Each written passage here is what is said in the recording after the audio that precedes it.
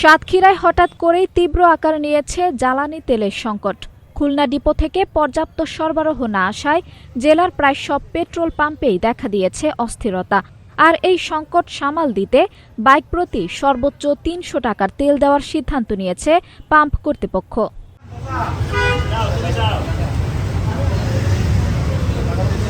বৃহস্পতিবার সকাল থেকে সাতক্ষীরার বিভিন্ন পেট্রোল পাম্পে মোটরসাইকেল ও প্রাইভেট কারের দীর্ঘ লাইন দেখা যায়।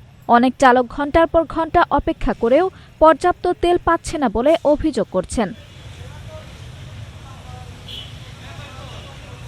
পাম্প কর্তৃপক্ষ বলছে, খুলনা ডিপো থেকে চাহিদা অনুযায়ী জ্বালানি তেল সরবরাহ না পাওয়ায় এই পরিস্থিতির সৃষ্টি হয়েছে। তাই সবাইকে কিছুটা করে তেল দিতে বাধ্য হয়েই সাময়িকভাবে কোটা পদ্ধতি চালু করা হয়েছে। এরকম লাইন এর আগে আমি কখনোই দেখি নাই, লাইফে ফার্স্ট টাইম দেখতেছি। এবং আমাদের যদি জিজ্ঞেস করেন বলবো একটা ভয়ের জায়গা থেকে, যে এমন হতে পারে যে তেলের দাম বাড়তে পারে, এই ভয়ের জায়গা থেকে আমরা যতটুকু পারি পর্যাপ্ত তেল নিয়ে রাখতেছি। বিভিন্ন দেশে যুদ্ধ তেল দিচ্ছে না, যার কারণে তেলের সংকট দেখে আমরা তেল নিতে আসছি। আগামীকালকে হয়তো তেল নাও পেতে পারি, তাই আজকে সবাই তেল নিতে আসছে। এ বিষয়ে সাতক্ষীরার এবি খান পেট্রোল পাম্পের স্বত্বাধিকারী তাসিন কবির খান জানান, প্রতিদিন যে পরিমাণ তেলের চাহিদা থাকে তার তুলনায় সরবরাহ অনেক কম, ফলে অনেক গ্রাহককে ফিরিয়ে দেওয়ার পরিস্থিতি তৈরি হচ্ছিল।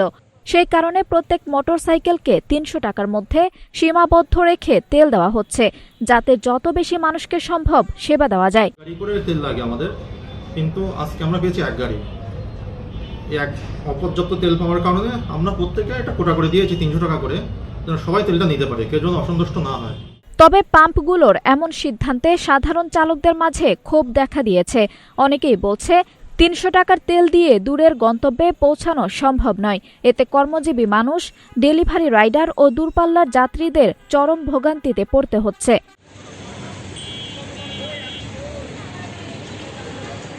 এদিকে সরকারের পক্ষ থেকে এখনও এ বিষয়ে কোনো আনুষ্ঠানিক ঘোষণা না আসায় অনিশ্চয়তা আরও বেড়েছে। দ্রুত স্বাভাবিক সরবরাহ না হলে পরিস্থিতি আরও জটিল হতে পারে বলে আশঙ্কা করছেন স্থানীয়রা। আঞ্জুম হক আরবি, নাগরিক প্রতিদিন।